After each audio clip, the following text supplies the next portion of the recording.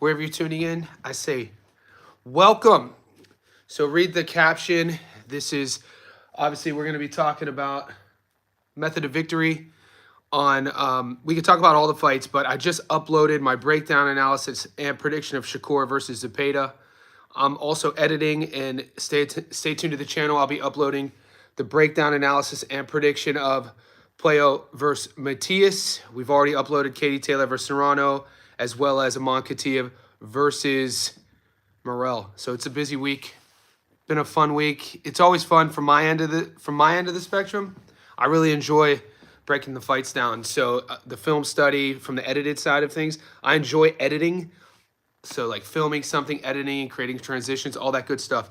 So these are the lives where I get to kind of like loosen up as well. Because if you watch my breakdowns, the analysis, I stay on script. So the lives actually allow myself and you guys to like open the playbook up a bit. That's what I always say. You know, if we're offensive coordinators and our offense is struggling, American football analogy, it's like we need to open the playbook up. We need to, run a little bit more play action, some ball fakes here, run some posts, run some deep routes, that sort of thing. Kakachi, yeah, I posted that, guys. I'm a bit bummed out by that news. I posted it in our post section that Kakachi pulled out due to a back injury. Man, that was one of those fights that I was really looking forward to breaking down, analyzing, and, sort of predicting. But we know the sport, guys. We know the game. Injuries happen. And I think a lot of us would be shocked if we knew how many fighters actually go into fights injured. Skeezy, great question. It's a great way to start this live. Guys, DJ Skeezy, my channel, YouTube, just offered a Johnny Says Boxing Insider feature. This was news to me a couple days ago. It's great because it's going to allow me to segment certain content specifically for people who join that. So you just subscribe. You subscribe, and then I guess on the channel, Boxing Fan, we went over this yesterday when you explained it, I think, to GOAT. On my channel where it says subscribe, does it say join members only? Something along those lines, guys. So Skeezy, look for Johnny's Insider, join members only, that sort of thing.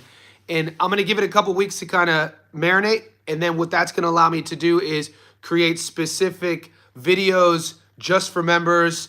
It's going to allow me to have a whole separate section for the insiders, people who support the channel in a different way. So I appreciate all the support, whether it's just liking this video, subscribing, commenting, and supporting in this way. Dwayne Styles, I spent 6 hours in the gym. It's Quentin time to get ready for bed. Oh, Dwayne. Yeah, Dwayne. That was from the reason why I posted that. So Dwayne's referring to my Instagram. I didn't know. I'll follow you back. I didn't know you were on my... Guys, I'm so oblivious to social media. You guys would be insane. You guys would... What's the word? If you knew how oblivious I was regarding sort of...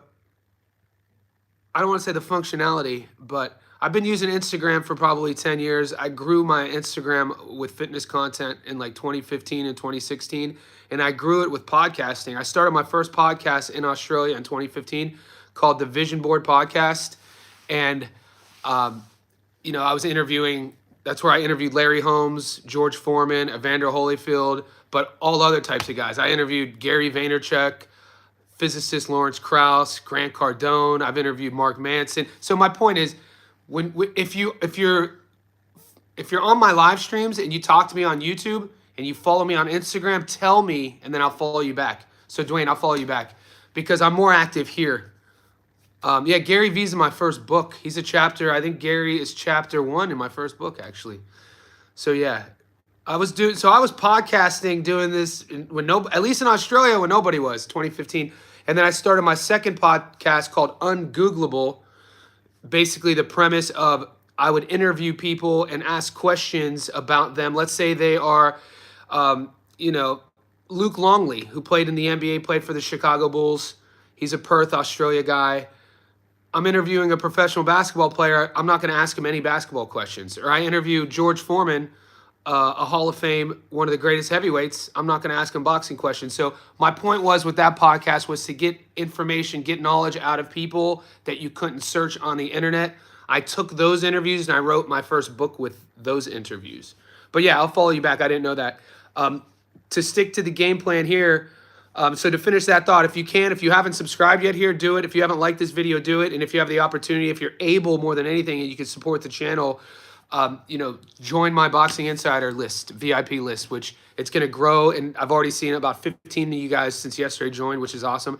And that's going to give us a better, another option to create member-only content. But guys, I've been putting together parlays.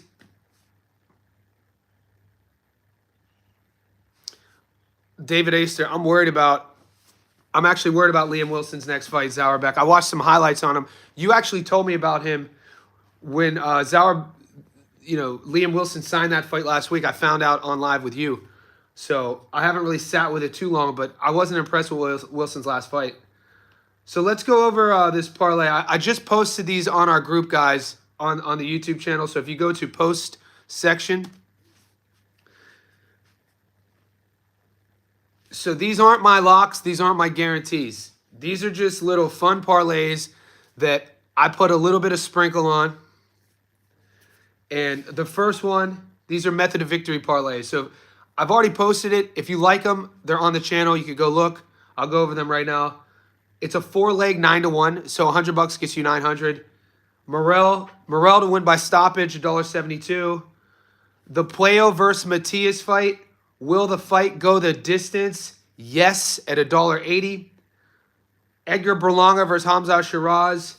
Will the fight go the distance? No, at $1.95. Shakur Stevenson to win on points or decision is $1.50.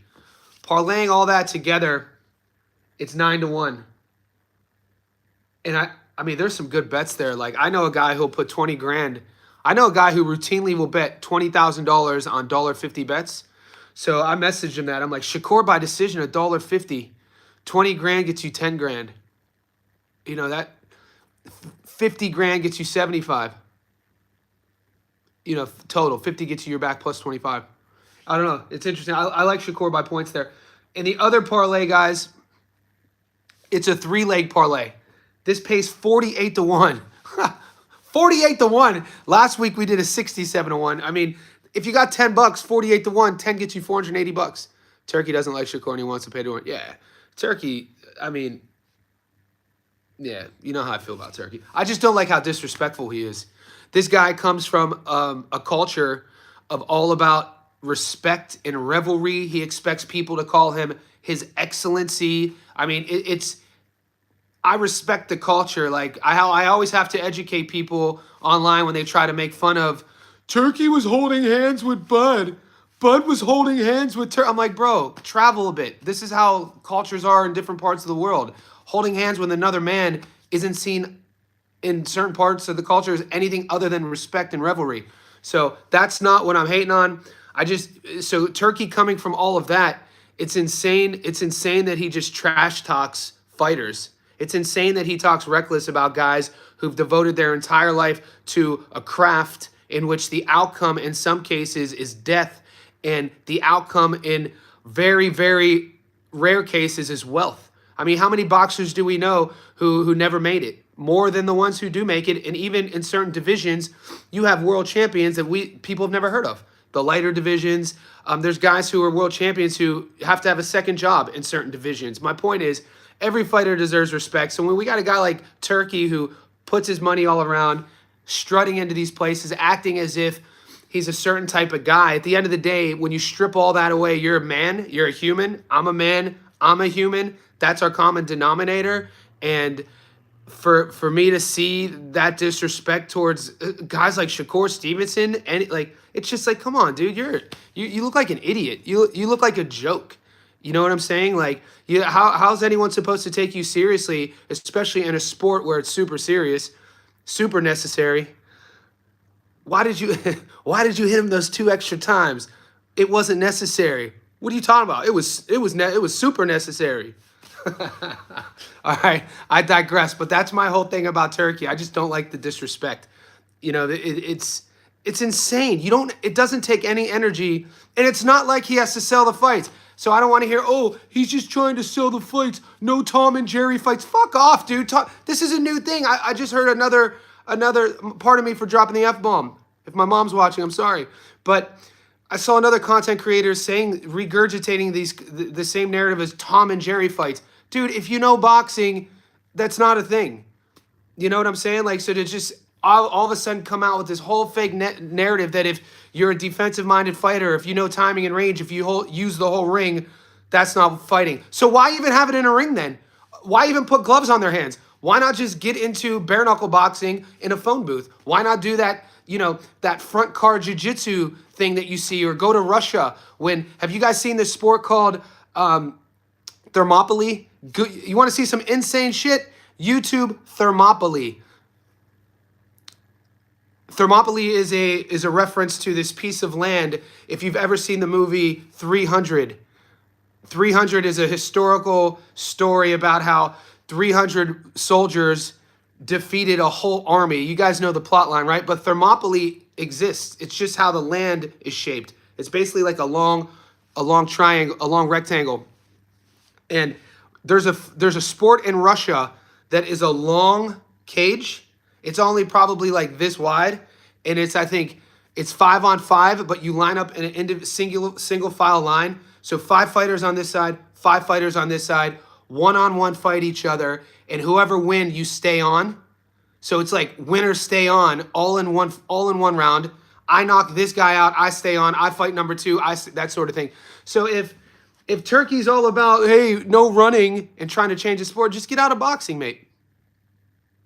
Yeah, announcing Bam's fight. Dude, Cafu could fight, dude. Cafu is a good fighter. That's another thing. We saw what happened with Plant and Resendez. We saw, you know, I know that was a different promotion, but in general, I've actually always said I don't like look-ahead fights. This goes back to when, think about like if you played Little League sports. Think about in anything, your coach, your dad, if you're a coach, wherever you are, you would hear the don't look ahead. You know, we're winning now. You know, we're supposed to win by 3 touchdowns, and this team doesn't have any wins, but we better not look ahead. Or, you know, we're supposed to win. I'm supposed to win this fight, but I'm focused on the here and now. It's insane, the marketing behind that. It puts pressure on both fighters. It puts pressure on Bam. It disrespects Cafu. It's another form of disrespect. Turkey's form of disrespect is insane. And then seeing like Mike Coppinger just sort of bend the knee, you know, co-signing on the tweets as of late. There's a guy I follow on Instagram. His name is Thrill Boxing. Doesn't have a big following. All he does is repost the goings-on up to date of what's happening in boxing. So if Thrill Boxing is on the channel, you know, I appreciate his work. And that's how I stay up to date because I don't use Twitter. And he always talks he was posting yesterday about Turkey's tweets to Shakur. In that one animated tweet about how Shakur, one of his feet, his front foot was in the ring, the other foot was out of the ring. And then you see Mike Coppinger respond as well. It's like, bro, where I grew up, in the neighborhood I grew up in, and probably a lot of you guys can attest to this, if you get caught co-signing, let's say me and Goat are clowning each other.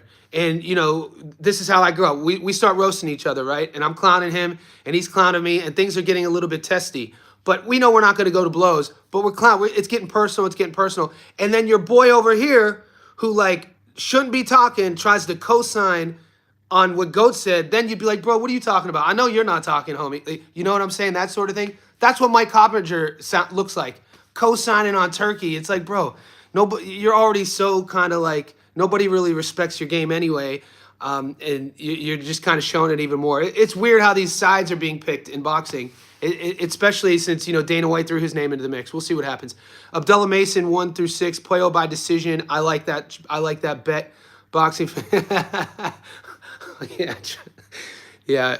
You guys got me comfortable. That's why. Puello decision. I like it. Berlanga domination. I like it. Cop trolled Shakur today with his Olympic final loss. But see, that's what I'm saying. Mike Coppinger trolling. Yeah, that dude. And then who posted? Did you guys see the post of Coppinger versus Dan Raphael? I try not to get into it. I don't have time for that. You know, I'm trying to keep it factual. Bumgardner for 20 for the knockout is juicy. Hasn't fought in a while, Skeezy. It is juicy. Puello's going to school, Matias. You know what, guys? Let me get to... So this 3-leg parlay for the ladies, 47-1, 48-1. Sharita Metcalf for upset. And I'm kind of going against Sharnika. Sharnika's an Aussie. She fights out of Queensland. Sugar Neeks on Instagram. She's taking this fight sort of on really short notice. I really liked what I saw in Sharita Metcalf's last fight. Whenever Terrence Crawford sort of sticks his name out and supports a fighter I pay attention to, Metcalf is $4.80. If you take Metcalf on the money line, Elisa Bumgardner fight to go the distance, and the Katie Taylor fight and Amanda Serrano fight to have just one knockdown, 0.5 knockdowns, that pays 48-1. So I sprinkle $10 gets you 480, 100 gets you almost 5,000. Why not? $10 gets you $500. Let's go. So that's a fun bet. If you're, I know some of you better. Not everybody is the type of bettor who's like doing sort of really heavy to win, thousands. Some people like putting $10 to win 300. I call them odds. Some people are odds bettors. Imagine if Serrano wins on Friday. That's what I'm taking. I got Serrano winning. Puello studying Matias. Puello going to show out. I think so. Puello, he can box. How come Puello fans in the Akhmadov fight? You know something that people don't bring up? Didn't Puello pop before? Did Puello pop? Or am I making that up? Or is this something that I know I could easily Google this, but I'm going to ask the chat. Did I imagine this? But didn't Alberto Puello pop for steroids or PEDs? Or am I wrong on that? Yeah, Puello popped his. Okay, so he did pop. Did he get? Nobody wrote about that? Like, did he get suspended? Was there? Because when I was doing my film study, I could. So Clomid. So Clomid is what you would take. I know a lot of gearheads who used to train at my gym and on my college baseball team. They would take Clomid as an anti-estrogen blocker, so they wouldn't get quote unquote biddies. So when you see, I do know steroid guys do take Clomid to prevent kind of gynecomastia or that sort of dudes growing breasts sort of thing. Yeah, prior to the Raleigh fight. Yeah, Puello versus Raleigh. Okay. Because, I don't know what that means. I'm not saying that's going to affect your betting. I'm still picking Puello to win. I'm just coming at it like the excuse was to have kids with his wife fertility. I could see it. Puello trains in Vegas. Fans fast on the draw. Yeah, dudes. Boxing fan. You've been here, I know you got here probably a week or so ago. There's some shotguns out here on this chat, boy. People know their shit. A lot of respect lost for that, but sometimes time can heal wounds. A lot of respect. If Matias wins, he stops him, right? I don't see Matias winning a decision, and it's hard to see Puello getting stopped. And people are like, Matias is going to have the crowd on his side, but I disagree too. Considering Puello is from the DR, Matias is from Puerto Rico. Punta Cana is literally like 20 miles across the water from Puerto Rico, and there's a lot of Dominicans in New York. He trains his opponents to make them submit. Matias fights. Yeah, Matias's power is different. Carlos Vargas, salute, brother. I appreciate the support. Yeah, Matias, with how scary and the sort of aura he has about him, 100% knockout to win ratio, his power is a bit different. It shows up. It's an accumulative power is a good way to put it. Can't build parlay around that. Goat, I like that. This is my new bot. Appreciate you, bot. Yeah, the chat. My favorite thing about my live chat is learning just as much from you boys. Matias will have the crowd. Yeah, Puerto Rico both home with the Dominican. Okay. Yeah, baseball. It did. Liam went down, and Liam put his hand up, guys. Nobody was calling Matias out. Liam put his hand up to go to Puerto Rico. They were calling it Paro Rico. What did you think about my parlay? Mac, did I post it? Mac, what parlay? Because I get like 10 parlays sent to me a day. I remember we talked about it last night. Matias said he's starting the first round to destroy it. All the pressure's on Core. Whole boxing world hating arms and pay pressure. I think so. I think Shakur's going to look great. I'm expecting Shakur to look great. Matias' decision would have to involve a bunch of knockdowns. I don't see Matias winning a decision either, Will. So, yeah, that's the current sort of back and forth right now is the Matias versus Puello outcome. I thought when you rewatch the Matias versus Paro fight, it wasn't like Paro got out of there unscathed, and it wasn't like Paro washed Matias. It was a close decision, and Matias was landing his shots. Paro just is, durable.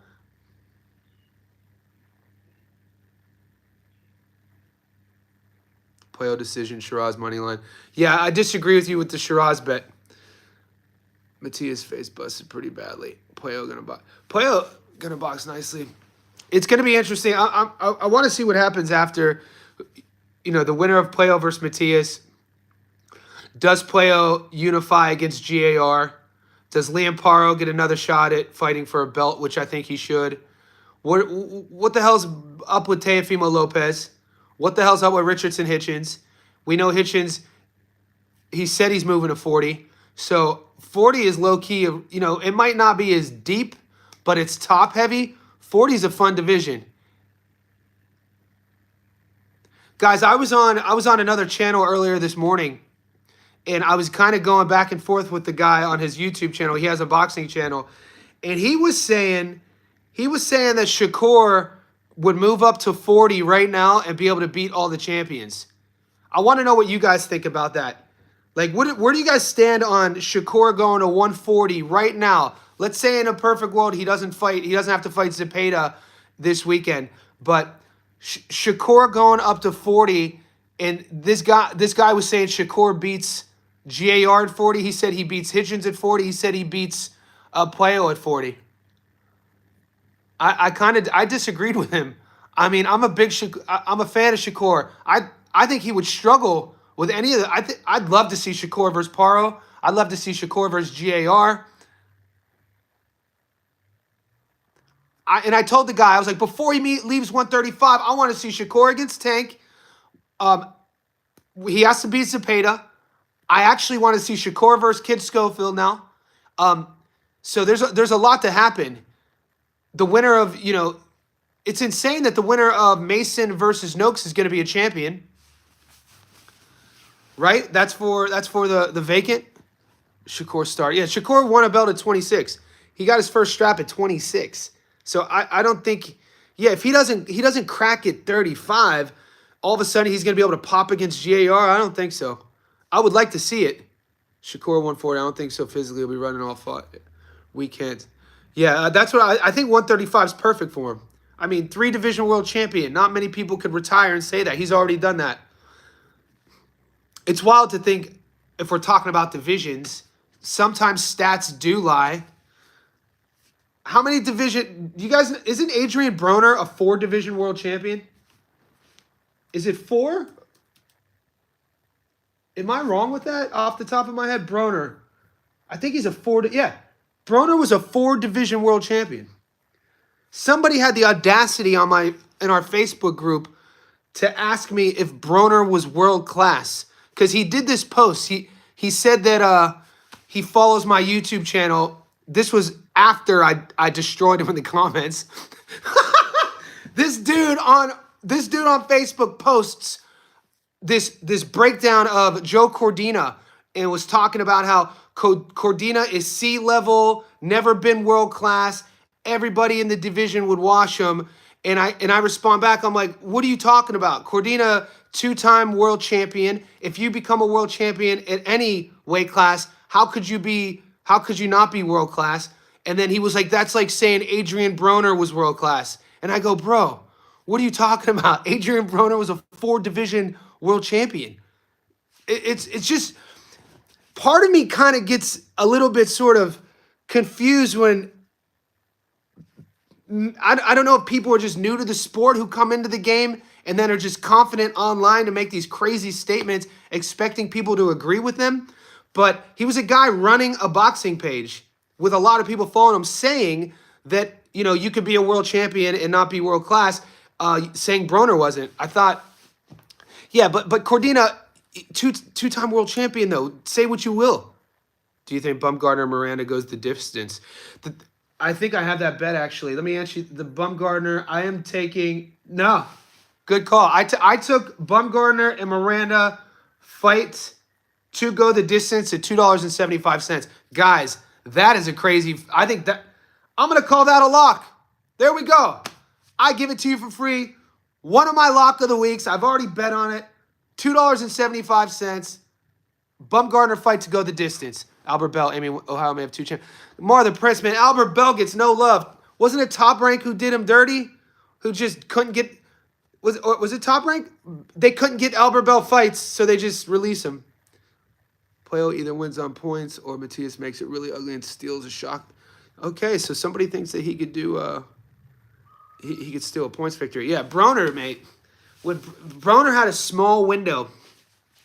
The window of Broner years when he was cooking, he was really fun to watch. Broner was one of those guys. There's certain boxers when they're a joy to watch what they do in there. He was one of them. And you know, his story is as old as time. I like the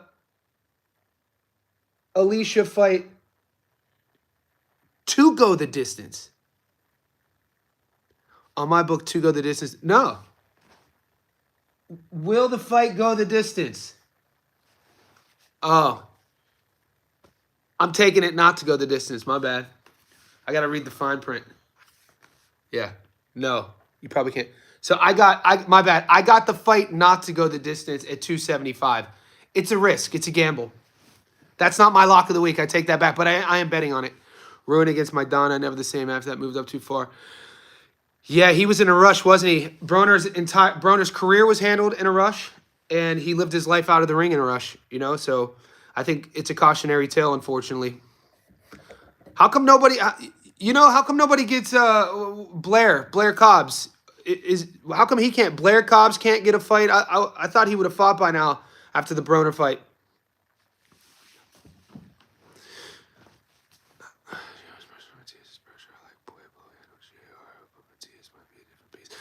Ooh, guys, how would you compare Matias's pressure? I think GAR's pressure is actually more dynamic.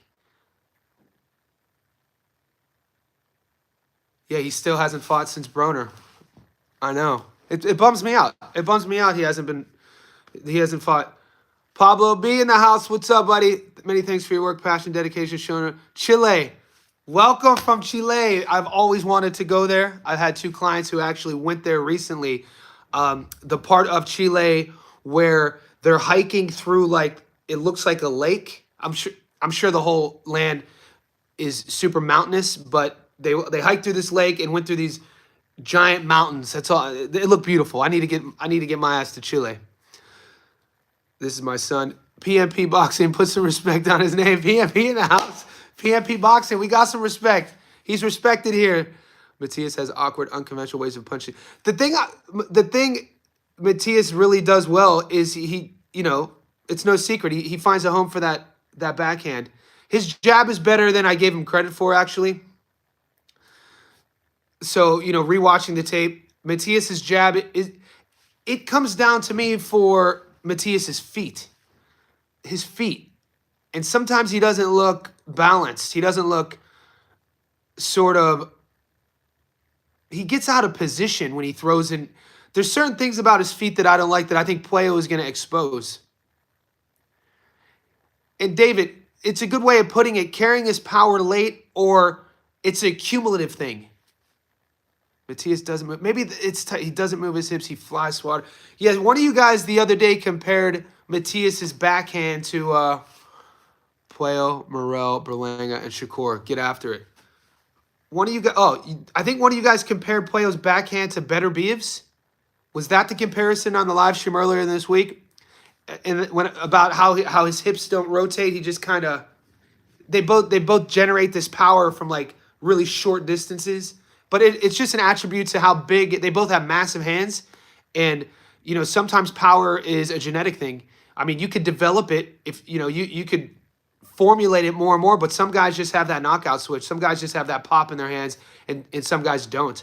And Matias definitely, he has that thudding accumulative power. I don't think Puello is going to give him the fight that fans are going to want to see, though.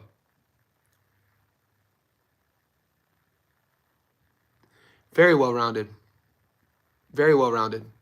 Russell's very well-rounded. I agree. Not one-dimensional at all.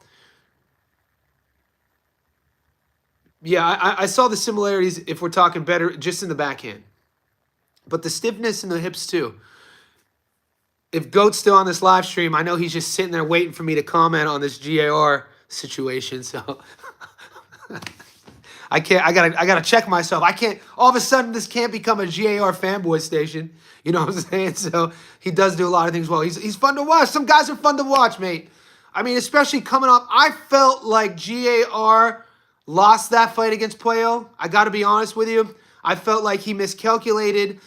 I thought, you know, I think he had the wrong game plan against Puello, and he lost, and Puello won. But then how he rebounded and looked against Rayo, I know you're in the building, mate. I know you're in the building. How he rebounded against Puello or against Rayo was impressive. The beatdown he put on Rayo Valenzuela had people coming out saying Rayo wasn't that good anyway. Rayo was all right. I will. TMP Boxing upload to post page if you can. For sure. So that's why, like, generally when I'm analyzing and breaking fights down, I like seeing guys rebound from losses. You know, but the same can be said against Matias. Matias lost to Pero, and then he's won 2 in a row. It's going to be a fun fight, guys. Fans got to stop assuming Puello's going to distance Matias and all the time. Puello could fight. Puello will come to fight. Matias points. Is anyone here picking Puello to win by stoppage? JCG. Is anyone picking? Does anyone here seeing Alberto Puello winning by stoppage?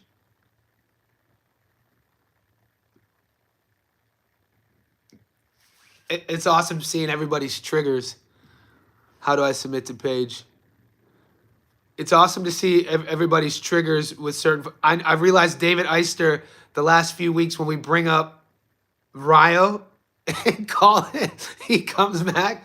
He comes back with the he wasn't that good because he lost to Colbert. And then when we start talking about GAR, I get a little bit too excited. Yeah, I like Puello by decision as well. Matias can take a punch. I might sprinkle a little Puello stoppage. What's that paying, Julius? Let's see. Let's check it out. Guys, if you want to see Mar the Prince, could you message me those your parlays? Guys, if you're posting your parlays right now, put them in a post comment so I could screenshot it and reshare it. I know, Dave.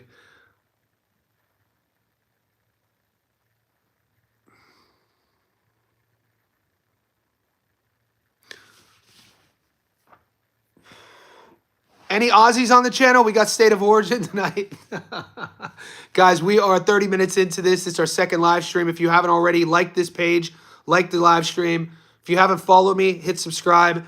And we have a new Boxing Insider feature as well on the channel. If you can afford it, it's a couple bucks a month to support the channel. You get insider features, locks of the week only for you guys. And I'm going to be doing specific videos on request per member. So keep that in mind if you're able. Check it out right where it says join. Hit join. Random question. What's your favorite boxing club? Johnny. I'm going to go grab it. I just got new gloves. Give me 1 second because I have to spar in 2 days. I'll grab my old gloves. I'm coming back.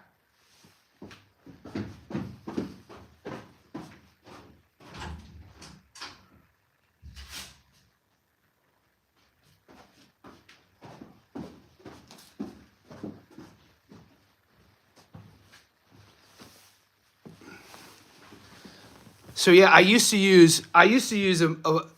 spar Muay Thai, this Muay Thai brand, because I only spar with 16s. But lately, I got this a year ago. It's the one Tszyu spars with. It's the Shield Everlast 16. I love these ones, but I just ordered new ones as well. It's just the Thai ones have more padding on the wrist. I think obviously because they're made to take kicks and checks. But mate, this 16 Everlast.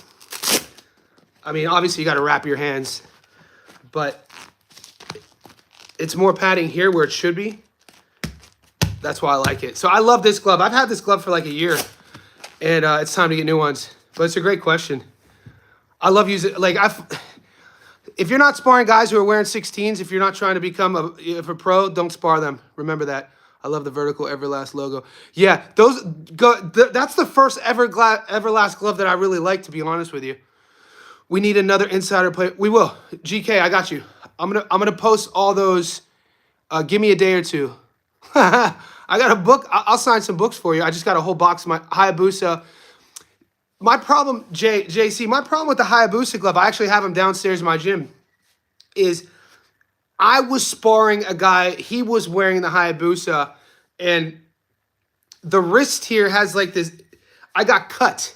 He throws a punch, there was something on the glove, and I don't know if that's because the logo, those were made to actually have official fights, and then you would tape over that.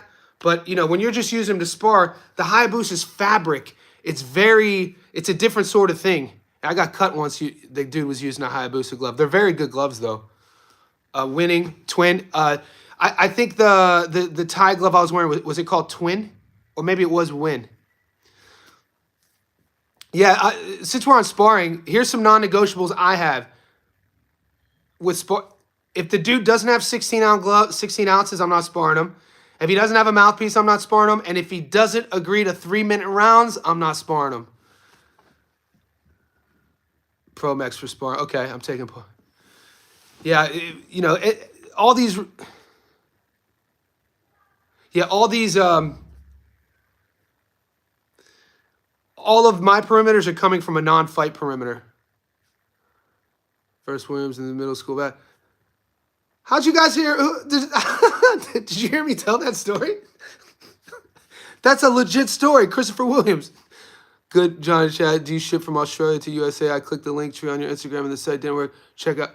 Okay, that link tree, you're in America, that link tree site is old. Okay, so Dwayne, I'll find you on the gram. Message me on Instagram and I'll send you, because my latest book is an Aussie publisher. If anything, I have a box of my books. I'll just mail it to you. So DM me on Instagram so I know it's you. And then I'll send you a link from my publisher here in Melbourne. And from Melbourne. Wilson Michaels, I remember. Wilson Michael, do I know you? Or did you hear that story before? I haven't said that story too many times. What's your locks this week? Okay, Chivo, I got you, bro. So Chivo. Dwayne, private message me on Instagram though. Did I? Okay, good. Dude, I live in a vacuum. Christopher Williams. That's insane. All right, the locks I have so far. These are posted on my channel though, guys. If you go to post section, you could find, I just posted 2 parlays. So I'm not giving my lock of the week. It's still only Wednesday here. Give me 2 more days. But if you want to, I have 3 parlays on the channel already.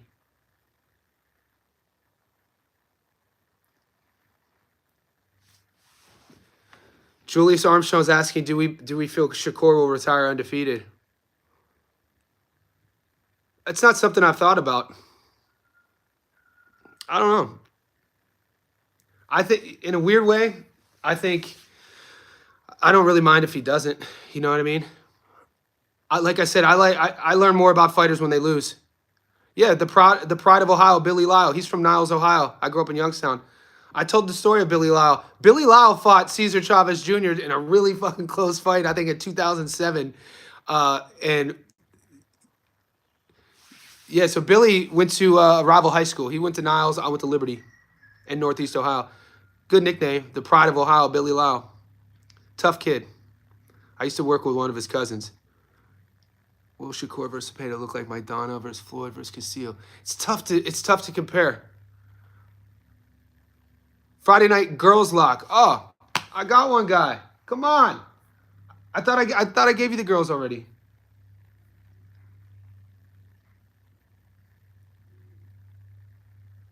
Dude, I think the Bumgarner fight isn't going the distance. That's it, 275. Do I think anyone at 40 could beat Shakur? Or David, are you just trolling based off of what we just said 10 minutes ago? Yeah, I thought we already talked about that. Danny Rosenberger, Feel Good Hollywood. He just retired. He had a good decent career. I thought he beat Ali, by the way. Just saying. Awesome. I'll get back to you, Dwayne, for sure.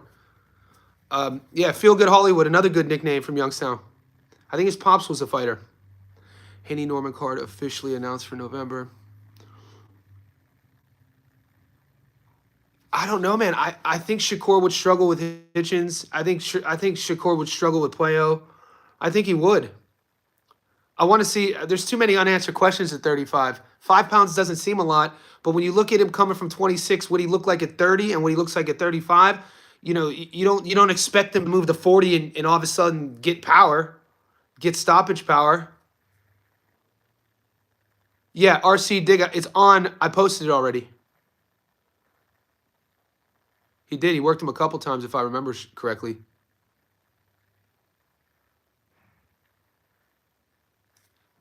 Have a good night, Dwayne. Yeah, Shakur doesn't crack it. I mean, if we're looking at statistics, he stopped Padley in the ninth, late replacement. But then before the Padley stoppage, I mean, what is he? 23-0 with 11 stoppages. But I mean, he would.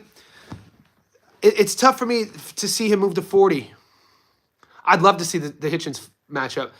Like I said, 140 is very top heavy. It's a division like not really deep.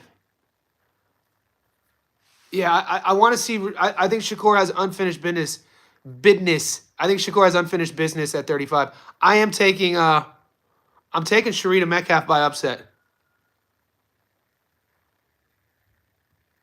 Shakur beats Puello and Tszyu. Hitchens and Giara. I think Shakur beats Tszyu. Puello's a bigger dude, man. He's long too. Southpaw versus Southpaw. It's like it's an interesting matchup because that could either be the most boring fight on earth or or a firefight. Shakur versus Puello, I mean. You know what I'm saying? It could be a firefight or the most boring fight. Javier Hera. Hera's a good fighter. There's a few dark horses at 35, Julius. There's dark horses all at every division. Hot take, though, despite Teo being the most accomplished at 40, he's the worst. I stopped betting on him, mate. I can't trust him.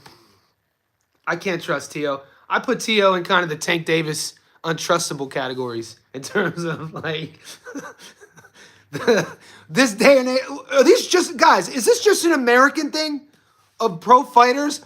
Ryan Garcia, Teo, Tank. I said this yesterday, and this is no shade, but Tank is a weirdo.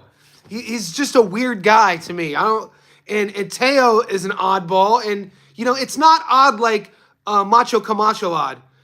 Macho Camacho was charismatic, professional, classy, outlandish, but he always had a sense of aura about him. You know what I mean? A showman. Teo's whole thing just seems so forced to me, and it comes off like, bro, you are a stellar athlete. You are really gifted. Just box. But Ryan Garcia, same thing. The head games, the mental issues. You don't really see this from fighters from any other parts of the world. Like, I don't know, maybe I'm missing something. They frustrate me. Tank and Teofimo frustrate me more than any two fighters. He shows up when he has to. I mean, does he? He didn't really show up. I don't think he showed up against our guy from Canada, and you guys think he washed him. I mean, he didn't fight that well against Jermaine. He didn't fight that well against, who's the kid from Canada? I thought he won a few rounds. He didn't fight that well against George. He didn't fight that well against, was it Sandor Martin? I mean, Teofimo Lopez, for how much love he gets, I don't know, man. He could do backflips. Tank can do backflips. They're in the prime. I mean, Tank's already 30, 31. Teofimo should be putting on dominant performances, fighting 3-4 times a year, sort of thing. You know what I'm saying? He frustrated Claggett. Claggett's a dog, but I mean, he should have. I think I wasn't impressed with that performance.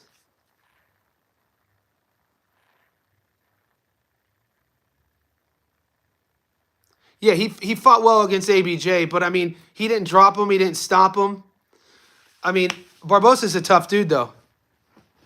If Core beats Cepeda, I can see Tank skipping a rematch to fight Core.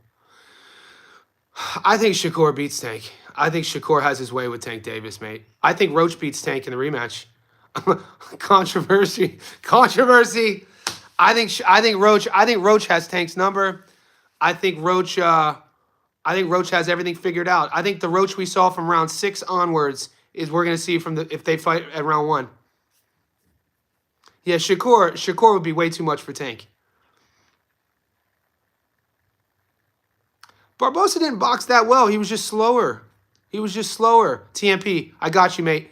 I'll follow you back too on Instagram. Teo performance in Barbosa's weak. I know people were loving that performance. I'm not. Damn, catching the Yankee Dundee lot. Big Steve in the house. Yeah, good nickname. It just hit me.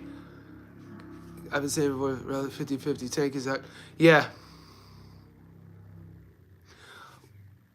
It's not official yet, but I'm really wanting to see what he looks like against Roach in the rematch because we're going to find out a lot of things. The biggest thing that I was most impressed with from Lamont Roach was after the 6th round, how he just stood in the pocket. Roach realized that he could take that power and his catch and shooting was amazing. His counter boxing was amazing. He would eat one and give one. And was it the first time we got to see Tank? Tank was like admiring his work, which I don't think we had ever seen before. When they're exchanging in the phone booth in the middle of the round, in the middle of the ring, and it was Tank would land a shot and Roach would counter him right back. And there were moments where it was like Tank was kind of shocked that he was getting countered. I was really impressed with Lamont Roach in that fight. And all of his fans came after me, rightfully so. They said, this is the Roach we knew, everybody knows about. I didn't know he was going to look like that. So who is it? What fight are you saying is going to be an upset with the ladies? I'm not seeing that fight. Could somebody I've seen you message it twice on the live stream. You said that this is going to be an upset. I'm not even getting that fight. Oh, Savannah Marshall fight. I mean, when's the last time Savannah fought Shadesha Green? Yeah, I'm not betting on that fight. I think Savannah's been out a while. Tank will catch him. I don't see Roach dodging a one-hitter quitter for 24 rounds. Good point. Upset parlay. I love Metcalf. Gonzalez over. That better not be Brandon Figueroa. Yeah, 2 years ago. I mean, I'm not going to bet on Shadesha, but I don't think that's a dumb bet. I mean, when all things considered, a boxer, she's been gone for 2 years. I don't know what's Shadesha been up to.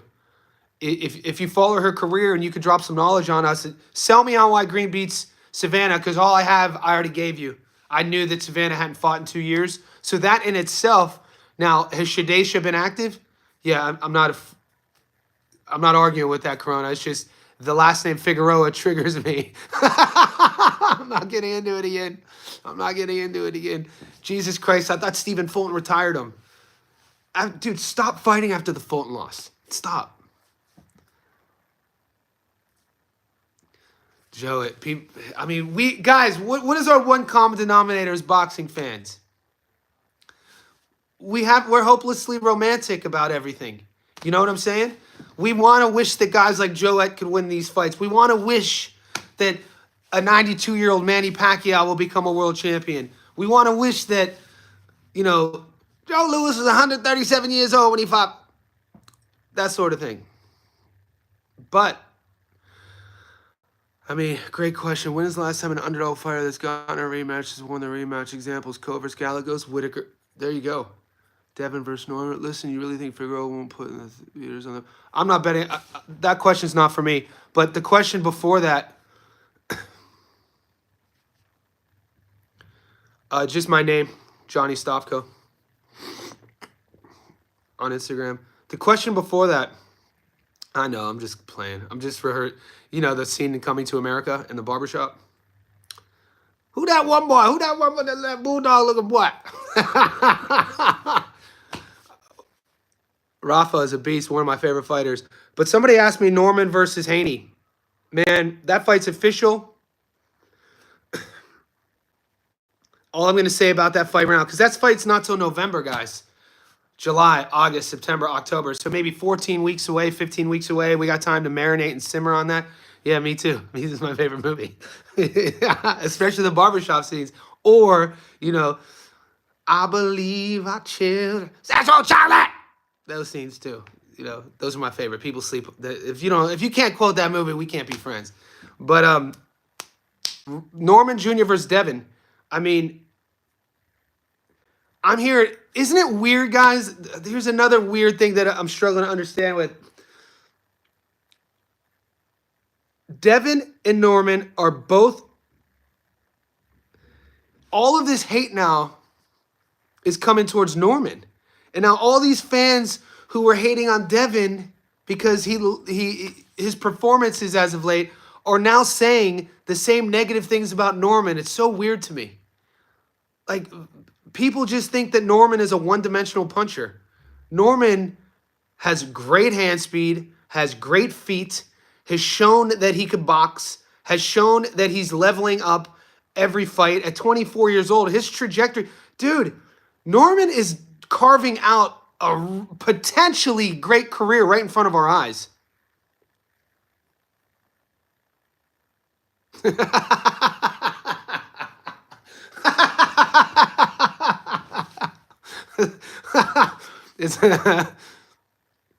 Yeah, but I mean, I know some of the people were commenting like they think that they think that Devin is just going to wash and outbox Norman. Guys, Norman has the skills to box Haney. Devin's fat. Like, it's a fun fight to think about. Somebody asked Goat's question about when was the last time we saw a rematch in which the underdog won. But didn't you say it wasn't Ko versus Galagos? I was wrong on that. I think a lot of us were wrong. I didn't. Goat, did you pick Khalil Ko to go to Mexico and get that victory? But, you know, some of the boxing heads, I should have listened to you guys. Some of you guys were emailing me saying that Khalil Ko, the first fight, had some issues with his camp, and then they were expecting an amazing performance, and sure enough, Ko did it. Ko wasn't the underdog, though, going into the rematch, I don't think. The thing that worries me about Norman, though, is he hasn't fought a slick out boxer. Yeah, you could say that. It's one of your great picks as of late, Goat. You always have pretty decent picks. It was a great pick. I didn't see that one coming. You called it to the point. I can't wait for Zayas versus Garcia. I just posted on my Instagram Xander hitting the bag. Have you guys seen Xander hitting the bag lately, boy? He's grown out the fro, yoked up. Xander Zayas, fun prospect. But Chino Garcia, Chino Garcia, man, he educated me, that beatdown he put on Conwell, our boy. I had Chuck winning that fight. I'm still salty about Conwell. I did not expect Conwell not to have a plan B. He had one plan. I think Rafa. I mean, Robesi's tough. It's hard for me to see someone beating Rafa right now. Yeah, Zayas versus Garcia, man. I can't wait for that fight. I can't wait for that fight. Yeah, it's a big step up, guys. That's a big step up. But when you're as good as Xander, you have to take that step. I know Rafa, mate. You can't call Conwell a hype train. Great amateur, great start to his career, feared power, similar aura around Conwell that Subriel had.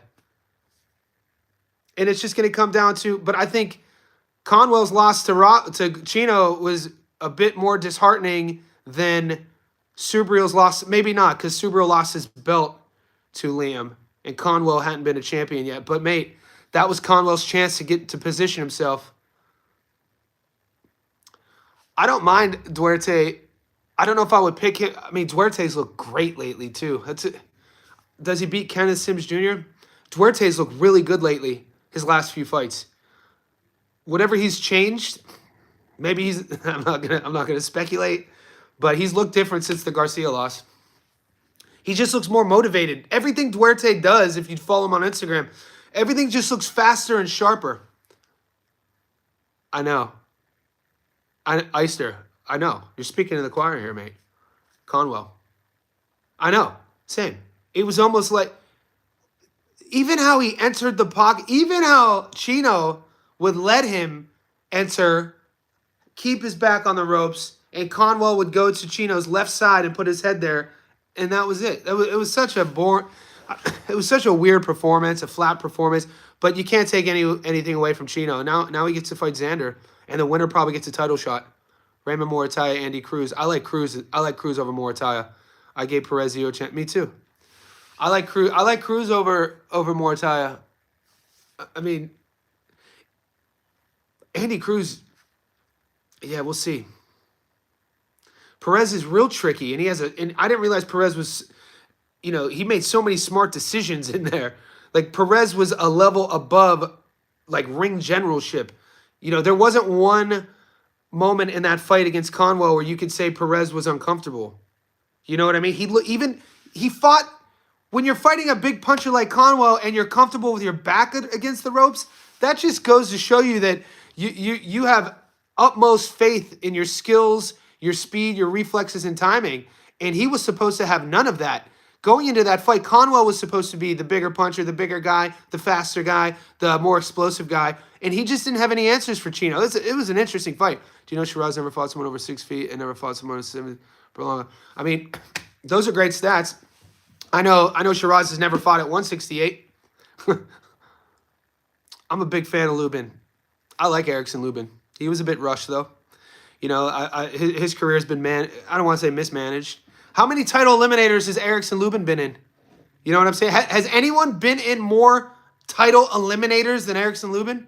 And when was the last time he got one shot against Charlo when he was 21?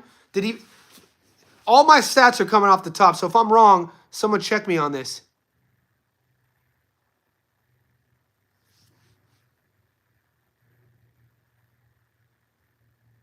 You thought Conwell was robbed against Chino? Or are you talking about in the Olympics?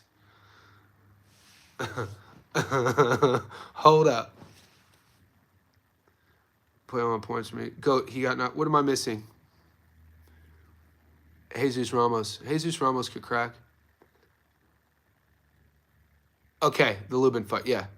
Lubin's been in there with some guys. I just feel like Lubin versus Charlo, he wasn't ready for that fight. That was my point. I think Lubin was 21 or 22. He had so much hype coming out the amateurs, that fun style, very marketable.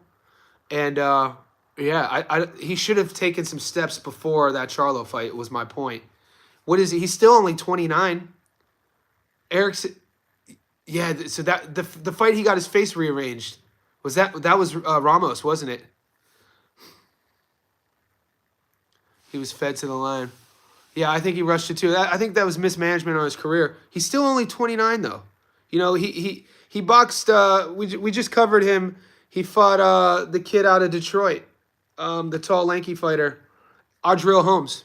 He fought Ardrell Holmes, and Holmes, I think at the time might have been 17-0, maybe 17-1. Was talking a lot of trash, and Lubin did what he had to do to get the dub. I want to see Lubin versus. I'd like to see Lubin versus Tszyu. I know some of you guys like Tszyu to get past Fundora.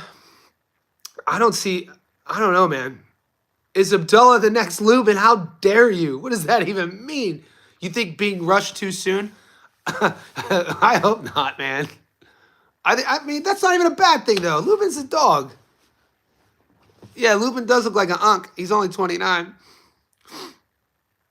I think, yeah. See, 54, it seems like every time we do these live streams, we always gravitate back to 154. You know what I mean? Yeah, I live in Australia. I got a Bondi Boxing Club right here. I think Fundora, I think Seb beats Tszyu. They're Russian, but Boxing Fan, you think they're Russian Mason? It's a great step up against Sam Noakes. I think him and Sam Noakes are right there. I think I think it's a great step up. Now, I would have agreed with you if it would have been Abdullah versus. Well, then again, are they Russian? Are they Russian Auntie Sko? Because Sko at 22 fought Tevin, and Sko's only 22. Mason's only 21. If they would have put Mason in there with Tevin, would we have said they were rushing Mason? So this is why now I'm kind of like, oh shit, Floyd Schofield proved it to me. Even though it was one round, I do want to see him in there more. It's pretty interesting. Sam Noakes is a dog, too. It's a great fight. And we know Abdullah's a dog. Dude, Abdullah ticks all the boxes for me. Mentally locked in, lives in the gym, comes from a good, boxing background, and is doing it for the right reasons. Welcome to Johnny Says Boxing's Insider. Nice, man. How did you get that? I've never seen that before. Rest in peace, haters. And the thing I can't stand about that division is these guys underperform. They have Fundora as the underdog. Guys, so we're kind of, if you're tapping in now, we're about an hour in. It's turned into the Wild West if you're new to the channel, but I don't expect anyone new to still be here after an hour. We have two conversations going. 154, Lubin, Tszyu, Fundora, and then the conversation with Abdullah. So isn't that an interesting thing, though, how some of the boys think that Mason may be getting rushed a bit, but in reality, he's pretty much the same age as Floyd. And Floyd, they just put Floyd in there with a former world champion. So it's like, yeah, but she did, but come on. I mean, Hughes,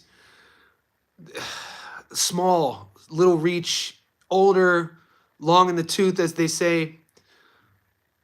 Metcalf is a boxer. Yanis, tell us, we forget about him. Great name drop. He is.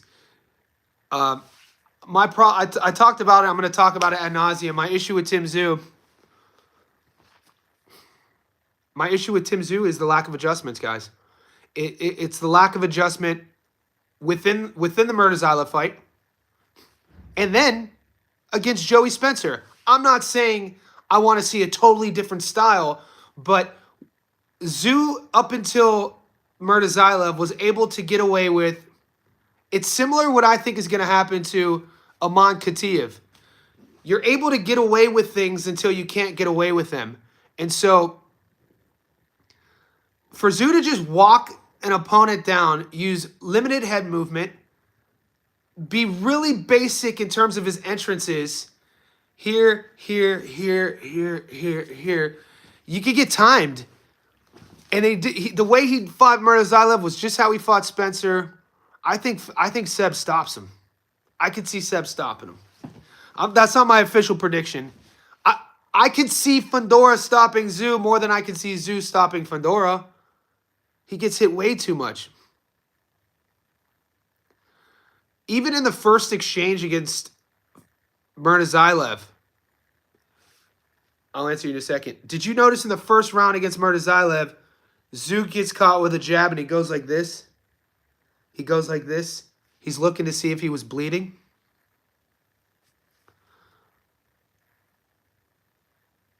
He wasn't beating the brakes off of... Guys, rewatch that fight. He wasn't beating the brakes off of Fundora. The cut happened at the end of the second round. The cut happened at the 5-minute and 50-second mark of the fight. It was not one-sided. Seb was landing. Tim was landing. It's weird that I did not see him. It wasn't like he was beating the piss out of Fundora. That is not what happened. If we were allowed, I would play it right now. We can watch it play by play. Guys, do they allow that? A lot of you guys have been asking me to start a Discord. Does Discord give us a screen? Because I was thinking it'd be good to be able to play some fights and watch them and break them down, but I don't want to get flagged. But Fundora, it wasn't like Fundora was getting washed and then the end of the round happens and then Tszyu gets a cut and then Fundora wins a split decision, a lucky split decision. Yep, he was landing, but Fundora was landing too. It wasn't one-sided traffic. Rewatch it. It was not one-sided. I just rewatched it. Yeah, so they let me share the screen in Discord because if I do that now, I'm gonna get a copyright strike. So I'm not gonna do that. And I don't even know how to share the screen. I'm 43, mate. 43 years old. We don't do all them. We don't share screens. We don't know how to forward emails. I don't know how to do all that.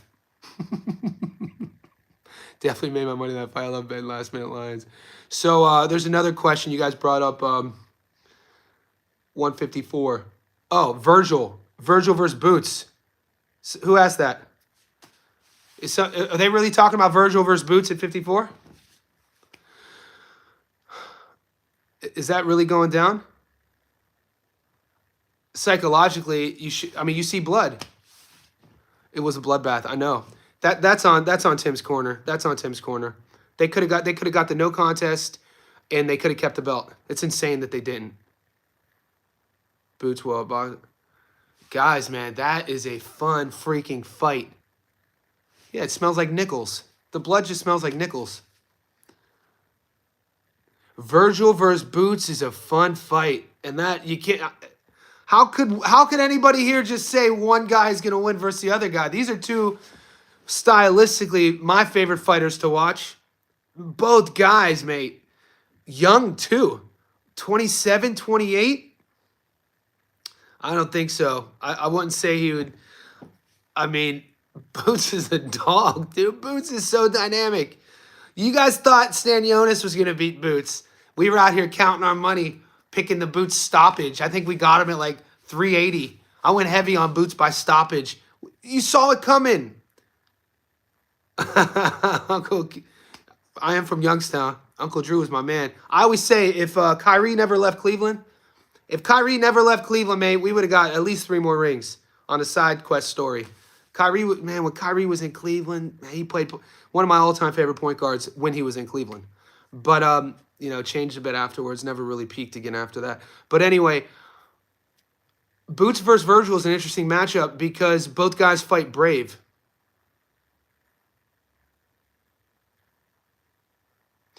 Virgil is a very brave fighter. And so is Boots. Tim Tszyu's corner did fail him. I really believe that. Just guys, when we're saying things like Tim Tszyu's corner failed him, we're not saying that they should have gotten the ring and have done something that Tszyu wasn't able to execute. They should have made the decision as Tim's team for Tim and say this fight is over. Take the no contest, no decision because of the cut. Take your belt home, get healthy, and still have your belt. What did they do? If he dies, he dies. They listened to Tim. Tim said no, so they said no. No, Tim said no, we're fighting, so they said yes, okay. What should have happened was Tim says no, I'm fighting, and they say, no, you're not. This shit is called. This is over. The cut's too bad. But they were like, man, that's going to haunt them. If Tim never wins the belt again, that's going to haunt them. That's going to go down. I guarantee they're never going to get over that. Yeah, Murtazylov is the wrong guy to bully. We knew that, though. It's not like the boxing heads didn't know who Bakr Murtazylov was. There's Ramadan. There's the month of Ramadan Bakr Murtazylov, and there's non-Ramadan Bakr Murtazylov. If you don't know what I mean, he's Muslim. The fight before Tszyu, it was during the month of Ramadan. He was fasting, and he looked like a guy who was fasted and drawn out and fatigued and just kind of limped towards, he got a victory. But against Tszyu, it wasn't during Ramadan, and he was recovered and replenished. Yeah, he was a dog. He was a big dog.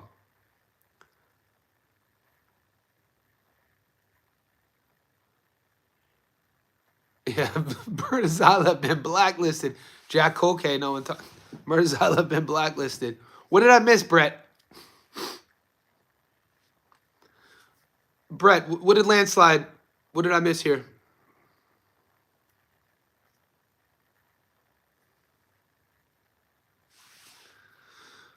It was the Colkay Murtazylov fight before Tszyu, but I want to see what I missed on.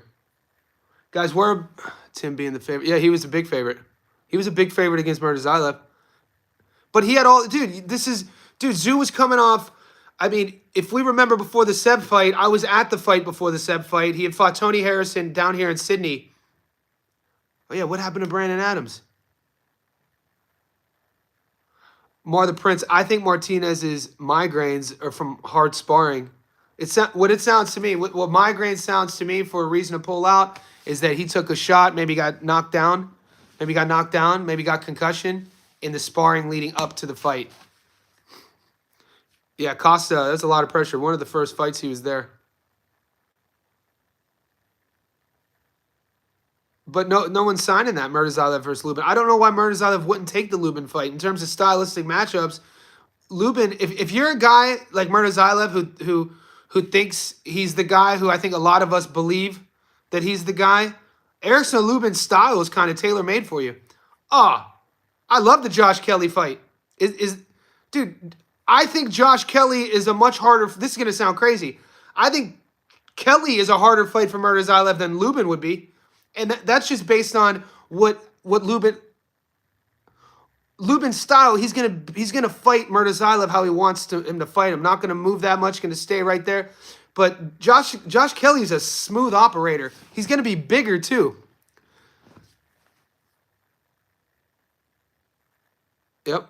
Tszyu. Oh, I'd love to see Boacek Murtazaev. Yeah, I think Lubin for Murtazaev is an easier fight than Josh Kelly, and you guys might not see it, but he's just waiting for his chance. Tim's not the favorite against. Is Tim the favorite? Well, what put Tszyu on the map obviously is the iconic knockout of Zab. Put him on. I think that's the first time they started talking about chicken. Put him on ice, put him on skates. I think the end of the second round in Vegas when Zab walked out with an entourage of 30 people and Costa walked out with 2 people. I'm not saying I don't know, man. I don't know. I can't say Lubin is better than Josh Kelly. You guys are sleeping on Josh Kelly. Kelly had the one draw against Ray Robinson. He lost to A Venetian. Since then, hasn't really fought a lot of fights, or he's coming off fought a domestic guy, Flavio Bea, stopped him. I'm just talking about stylistically the matchup. I wouldn't say either Lubin or Murtazaev would wash Josh Kelly. He's a really, really good boxer. And he has power. He could crack too. Who really believes Pac-Man? I don't. Guys, I'm not getting any of this Pro Box content. I wonder if it's just strictly American. Yeah, dude, people are sleeping on PBK, man. That boy could box. And the lessons he's learned since the A Venetian fight, learning how to keep his energy. You know what I mean? One of my beefs with Schofield. Lost versus Lubin. Lubin has fought better competition. Yeah, on record. I just still feel I think Kelly would be a tougher matchup for Murtazaev than Lubin would be for Murtazaev. That was my whole point. I'm not saying Kelly is a world beater or would beat everybody at 54, but the kid is a dog. He got stopped against A Venetian, but you guys sleep on A Venetian. For some reason, people think because Ava lost to Boots and Bud that he's a scrub. A Venetian in his prime would give anybody in that division a run for their money. And what he did was he used Kelly's sort of flashy style against him.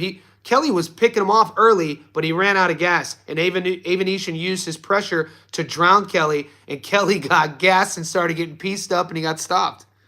Yeah, no, it's all good. We don't have to agree. Jay, just because we disagree, it's all love still. I think and I'm an Erickson Lubin guy, and I'm a Kelly fan too, but I think Lubin, it's really hard for us to really know how much power a guy has too, though. What a punch feels like from a certain, because Lubin could crack. And I would expect if Murtazaev would fight Lubin, who would have the power advantage? If we say Murtazaev would have the power advantage against Lubin, then that matchup would be perfect for Murtazaev, was my point. I think so. You know what I'm saying? Yeah, it's a great, me too. It's not better than a great boxing debate. I just had one yesterday on 3D Boxing. If you guys don't follow Gary at 3D Boxing, do it right now. We debated yesterday Shiraz versus Berlanga. Pac-Man. I hate that Pac-Man's hurt fighting, guys. I'm not a fan of that fight. It makes me feel weird that Pac-Man's fighting. And now Ricky Hatton's fighting in Dubai. All the boys are fighting. Shit, we might as well get the band back together. The boys are fighting. Who you got in that fight? Barrios versus Pacquiao? If that's the case, Berlanga Hamza. Yeah, if you haven't seen the debate, go to Gary from 3D Boxing. I'll tell you now. I took Berlanga. My reasoning on taking Berlanga, size, hand speed, and power. I also feel, the boys who've been on the channel all week, they probably are getting tired to hearing my reasoning, but my reasoning is based on what I've seen, and that's not going to change. Yeah, I like Berlanga as well. I think Ricky's got back in shape though, Brett, and that's not always a good thing. I bet 1,000 on Barrios. David Eister, get your money. What is that paying? A G on Barrios. That's like you sitting back like, let's go, Mario. Let's go, Mario. I think his hand speed. Uh-huh. I know. I didn't like Shiraz's body language against Adames. I didn't look. I think if Shiraz was smart, he could win a technical fight from the outside. I do. I think Shiraz has the better jab. I think he's more technical. I don't think it's shocking. No, you guys aren't learning anything's new with these comments. But sometimes a fighter, their strengths become their weaknesses in terms of he also, because Shiraz, we've seen him fight well at distance, at range. He also likes to exchange in the pocket. He likes to mix it up. And I think if the fight takes place there, in the pocket, I give the advantage to Berlanga. I feel that's his path to victory. If Shiraz wants to fight a boring fight, which I don't think he'll do because his, Uncle Turkey will be there, Auntie Turkey will be there, he's going to fight him in the pocket. And I think that wheelhouse is Berlanga's wheelhouse.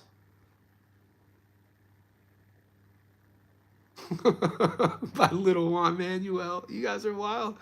Yeah, Auntie Turkey's saving Shiraz. Yeah, I think so too. I'm betting on it, mate. I like everything about Ed. I like a grimy ghetto dude. Like I could relate to like, when you're seeing like them doing their interviews back and forth across the table, and Shiraz is suited up like this, and Ed's like this.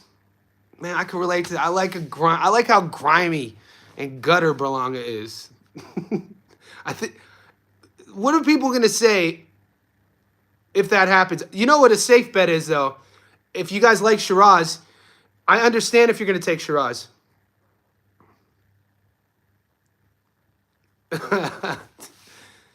Take the fight not to go the distance. Pack start at 108 is insane. Yeah, it could happen. That's why I think I think it's $1.85 for the fight not to go the distance. I have that on a parlay. I posted that already. Guys, I don't know if it's possible for a 46-year-old to get lucky in a world title fight, is it? I think Berlanga is going to go to the body, boom, boom, and come over the top. And I think that height that Shiraz has and how he exits the pocket, he kind of does. Go back to the Brian Mendoza knockout of Seb. You see it time and time again.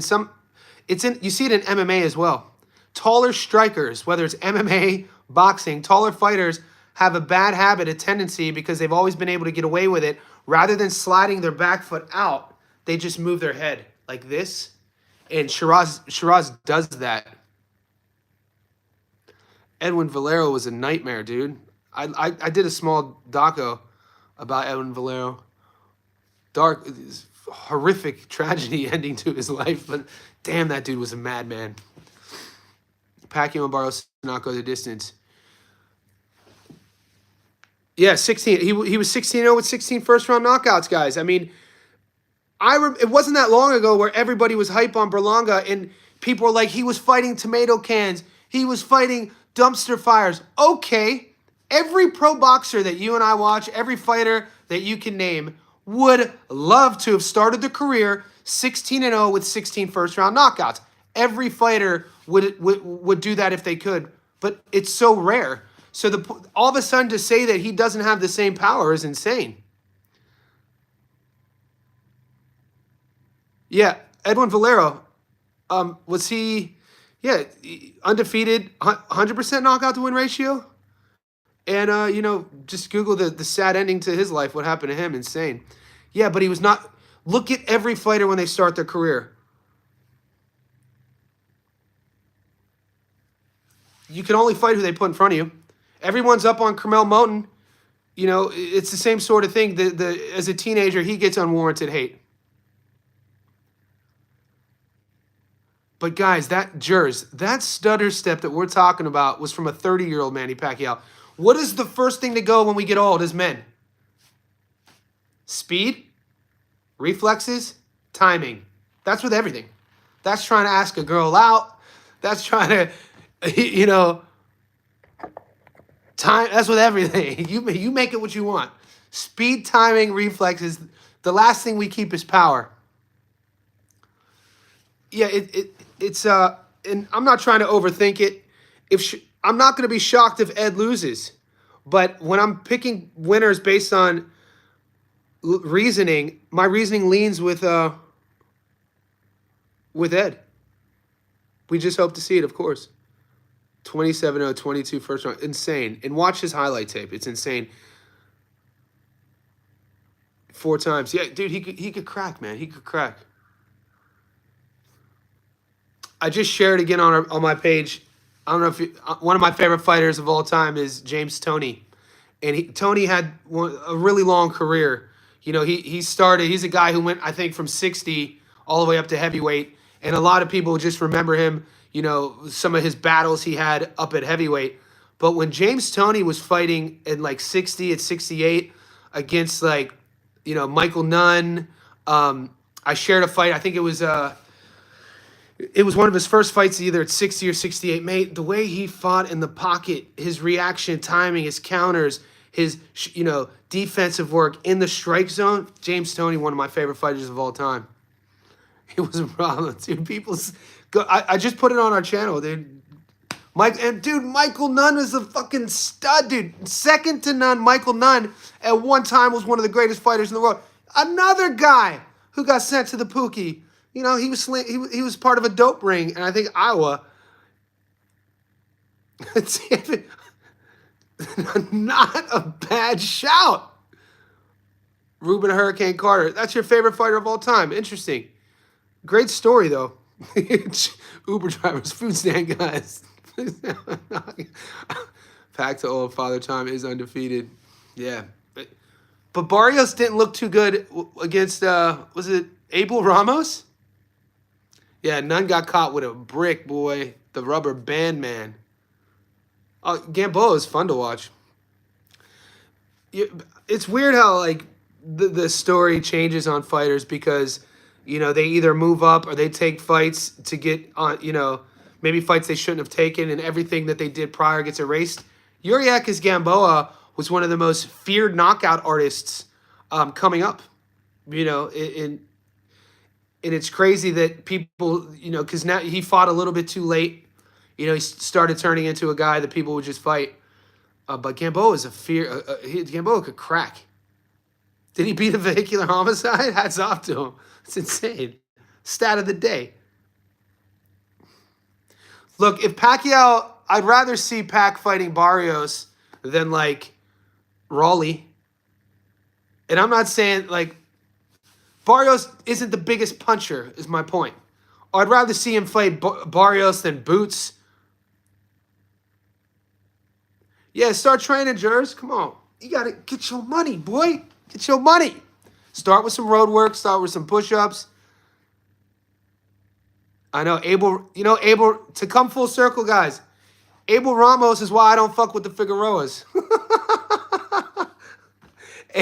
Abel Ramos is the single reason I don't mess with any of the Figueroas.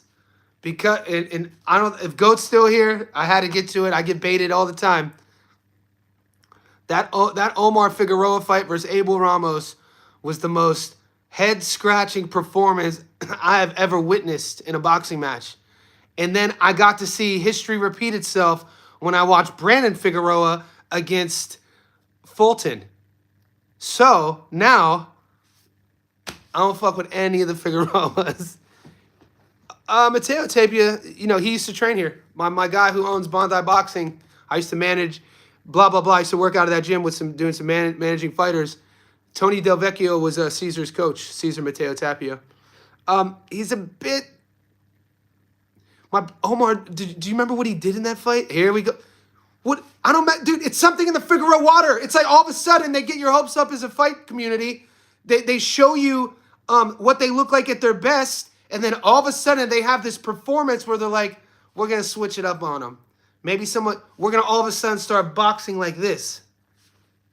And when Omar when he was closing the gap like this and slipping to Abel Ramos's hook side, if anything, hook side here, you would come here and catch that and catch and counter that way. Omar was doing it inside the hook, and Abel was just hitting him clean. Tap, tap, tap. Like the ghetto, like the street punch is clean. Like tap, tap, not even. Go watch that video. Just go watch that fight. And then, years later, the younger brother Brandon does the same thing against Fulton. What in the world? So when I'm asked about Joette versus Brandon, stop asking me about any Figueroas. I'm out. Salas, underrated trainer. Man, there's so many underrated trainers, man. So many underrated trainers. Rudy's underrated. I saw you guys, somebody was mentioning Heredia, underrated. I think me being a coach, I'm a strength and conditioning coach. That's what keeps the house on. Being a coach is you have to be a selfless personality, and you have to give everything to your craft. And coaches often get overlooked. There's so many good ones out there. A lot of bad ones in boxing, though. I mean, a lot of bad ones in boxing, man. So I think that's why we should kind of compliment the good ones when we see them, though. A lot of coaches who don't have their fighters' best interests at heart, just for the dollar. And I think that some of these fighters who've been taken in, I don't want to be too hard. That's why I never get too hard on fighters, because you never know. If you're a fighter and you're a kid who's come up with a guy, and then something happens, like a contract dispute, or you trusted everything into your coach who's like a father figure, and they kind of do you wrong, that kind of changes a guy, changes a kid. Dude, that Ramos versus Barrios fight was on the undercard of, was that Tyson Paul? That was such a weird performance.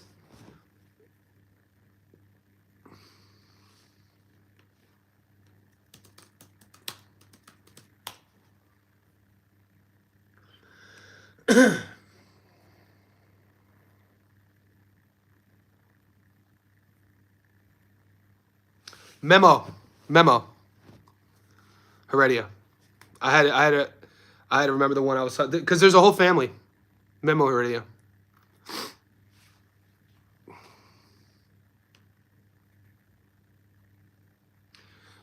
Strength. I know him as a strength coach, but strength and conditioning as a sort of even organized profession wasn't even a thing up until 20 years ago. It's good to, there's still boxers. I had a chat with Pavlik. I was talking to Pavlik about this, and it's tough to argue with a kid who became a world champion and a Hall of Famer, but Pavlik was trained under